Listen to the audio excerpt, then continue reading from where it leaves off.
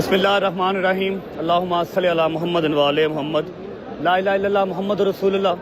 میری جان، میری مال، میرا ماں، میرا باپ، میری اولاد، میرا ایک ایک خون کا قطرہ نبی پاک صلی اللہ علیہ وسلم پہ قربان. جیسا کہ آپ سب کو پتہ ہے، میرے جو بھی مسئلے مسائل سوشل میڈیا پہ چل رہے ہیں، میں اس پاک جگہ پہ کھڑا ہو کے یہ حلف دیتا ہوں کہ میں نے کچھ بھی انٹینشنلی نہیں کیا. مجھ سے جو بھی السلام علیکم ناظرین، میں ہوں جاوید دورانی اور آپ دیکھ رہے ہیں ایچ ایم پوڈ کاسٹ. اور میرے ساتھ آج مہمان شخصیت مفتی احمد رضا اعظمی صاحب، ان کو میں نے دوسری بار تکلیف دی اپنے پروگرام میں کہ جب یہ پہلے آئے تو یقین کریں ناظرین، ہمارا ذہن اتنا کھلا ہمارے مذہب کے حوالے سے کہ بہت مزہ آیا. مفتی صاحب سفر عمر کی وجہ سے کچھ لیٹ ہمارے پاس آئے، تو آپ کو پہلے تو مبارکباد دوں گا. ماشاءاللہ جی بہت مہربانی، اللہ تعالیٰ خوبصورت ماہ رمضان میں آپ کو عمرہ کی سعادت نصیب ہوئی.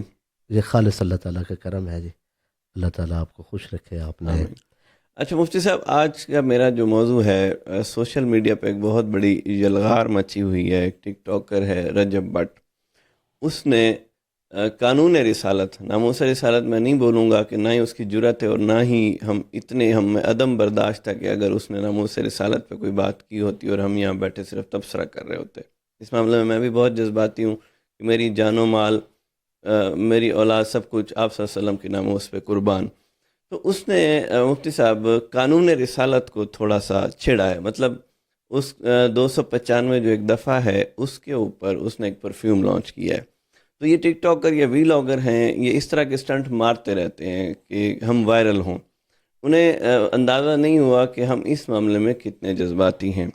تو میں یہ جاننا چاہوں گا کہ آپ اس بارے میں کیا کہتے ہیں. اور اس کے بعد مفتی صاحب وہ برملا ہر پلیٹ فارم پہ مکہ شریف جا کے بھی قرآن پاک ہاتھ میں رکھ کے باقاعدہ اپنی غلطی کی معافی مانگ رہا ہے. تو اس کی شرعی حیثیت کیا ہے؟ اور جذبات اپنی جگہ، ہم بھی جذباتی ضرور ہیں، ہمیں غصہ بھی ہے، لیکن آپ صلی اللہ علیہ وسلم نے ہمیں کچھ اور درس بھی دیے ہیں. تو اس پوری سچویشن، سوال تھوڑا لمبا میں نے اس لیے کیا ہے کہ آپ کو ساری باتیں سمجھانے کے بعد آپ اس پہ کیا کہیں گے؟ اعوذ باللہ من الشیطان الرجیم، بسم اللہ الرحمن الرحیم. محترم محمد جاوید خان دورانی صاحب، آپ کا شکریہ. آپ نے یاد فرمایا اور بالخصوص اس حساس عنوان پر بات کرنے کے لیے. جی، اللہ تعالیٰ ہم سب پر احسان فرمائے. پہلی تو بات یہ ہے کہ رسول اللہ صلی اللہ علیہ وآلہ وسلم کی محبت یہ اصل دین ہے، بے شک، روح ایمان ہے. بے شک. کوئی بھی شخص اس محبت کے بغیر مومن نہیں ہو سکتا، مومن نہیں ہو سکتا. اور کسی گستاخ اور بدبخت کی جو حتمی اور قطعی سزا ہے اس سے بھی ہرگز کوئی انکار نہیں ہے. نہیں ہے.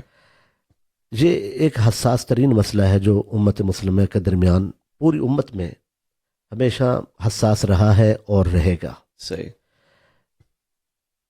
اس کے ضمن میں چند باتیں بطور خاص قابل توجہ ہیں. جی.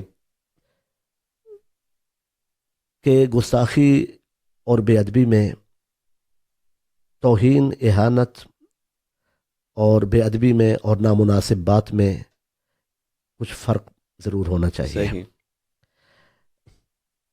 یہ اہل علم حضرات کا کام ہے کہ وہ اس بات کو دیکھتے ہیں کہ اس نے کوئی اگر بات نامناسب کہی ہے تو اس کا درجہ کیا ہے اس صحیح. بات کا.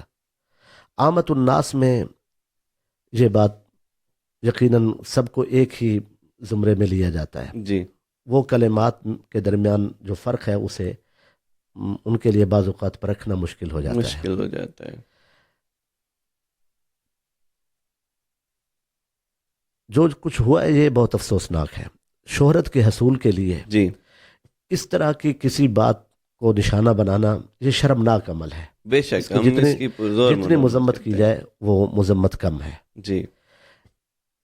اس کے بعد جہاں تک معلومات ہم سب کو حاصل ہیں تو اس ضمن میں اس نے رسول اللہ صلی اللہ علیہ وآلہ وسلم کی توہین روکنے والے قانون پر جی بلا جواز ایک بحث کا دروازہ کھولا ہے، جس کی موجودہ حالات میں تو کیا کوئی بھی حالات ان میں اجازت نہیں ہے، نہیں دیتے. ہمارے جذبات ہیں کہ ہمارا تو دن ہی مکمل نہیں جس دن ہم نے درود پاک نہ پڑھا ہو ان کی آل پہ، ان پہ.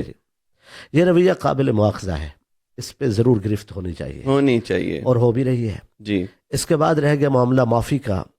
حضور صلی اللہ علیہ وآلہ وسلم کے جن دشمنوں کو سزائیں ہوئی ہیں جی، ان سے زیادہ کو معافی ہوئی ہے، معافی بھی ہوئی ہے. معافی بھی ہوئی ہے.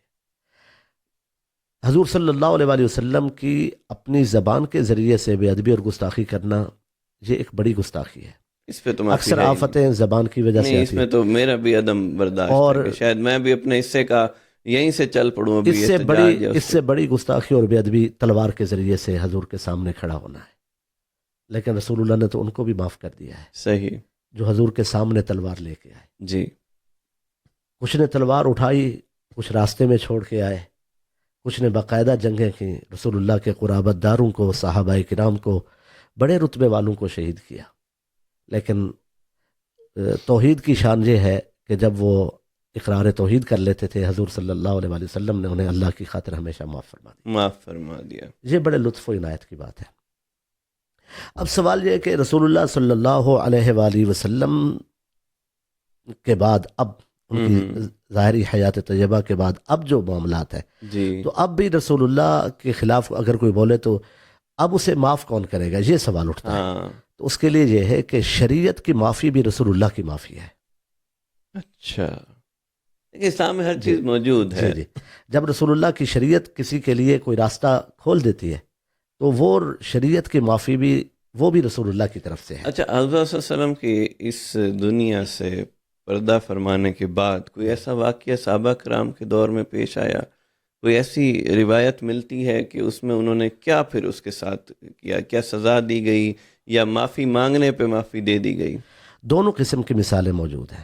اچھا جی، ہماری جو کتب حدیث ہیں اور کتب سیرت ہیں وہ تمام معافی کی تحریروں سے بھری پڑی ہے. صحیح. دور خلفائے راشدین میں صحابہ کرام علیہم رضوان نے دونوں قسم کے جو معاملات ہیں ان سے ثابت ہے. صحیح. اگر کسی شخص کو جس نے مسلمانوں کی اذیت کے لیے رسول اللہ صلی اللہ علیہ وآلہ وسلم کی توہین کا اگر کسی نے راستہ اپنایا اور اس کو سزا دی گئی تو خلفائے راشدین نے اس سزا کو برقرار رکھا. اور اگر کوئی معافی مانگنے کے لیے آ گیا تو شریعت مطہرہ کی روشنی میں اسے معافی بھی دی گئی. خود حضور صلی اللہ علیہ وآلہ وسلم نے کعب بن زہیر کو معاف کیا. اس کی سزائے موت کا فیصلہ بھی رسول اللہ صلی اللہ علیہ وآلہ وسلم دے چکے تھے. اور حضور صلی اللہ علیہ وآلہ وسلم نے سرکار کے اہل بیت اور دین اسلام کو نقصان پہنچانے والے شخص وحشی کو حضور صلی اللہ علیہ وآلہ وسلم نے معاف فرما دیا. اس کے علاوہ حضور صلی اللہ علیہ وآلہ وسلم کی بارگاہ میں اکرمہ بن ابی جہل، اکرمہ بن عمر بن حشام وہ آئے، حضور صلی اللہ علیہ وآلہ وسلم نے انہیں معاف فرما دیا.